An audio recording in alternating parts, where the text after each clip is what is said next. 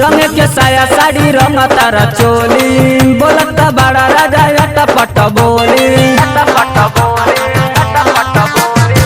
रंग के साया साड़ी रंग तारा चोली बोलत बड़ा राजा अटपट बोली। कखा के अइला कोरा में धइला अपना रनिया के आज मुइबा डाले में रंगवा नसला लंगवा एने ओने चुइबा रंगते रंगते चांद के पार ले जाइबा। डाले में रंगवा नसला लंगवा एने ओने चुइबा रंगते रंगते चांद के पार ले जाइबा।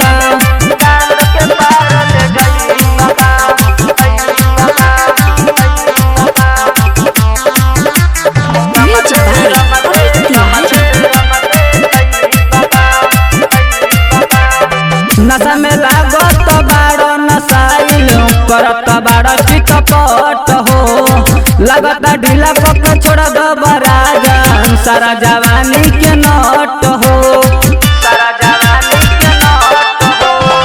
नशा में लागत बाड़ो नसाइल करत बाड़ो चितपट हो लगत ढीला पक छोड़ दो बराजा सारा जवानी के नट हो। बात न मनल दही पफनल मोरा ढोड़ी में रोड़ी चुइबा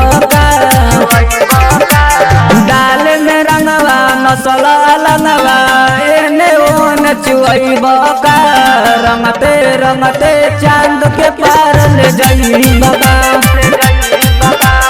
डाले में रंगवा नसला लंगवा एने ओने चुइबा रंगते रंगते चांद के पार ले जाइबा।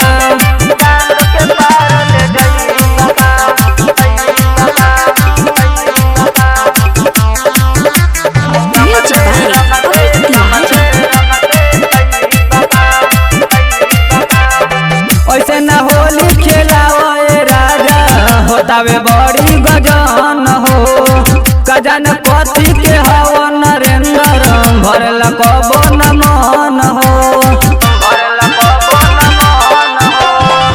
ऐसे न होली खेलाओ राजा होतावे बड़ी गजन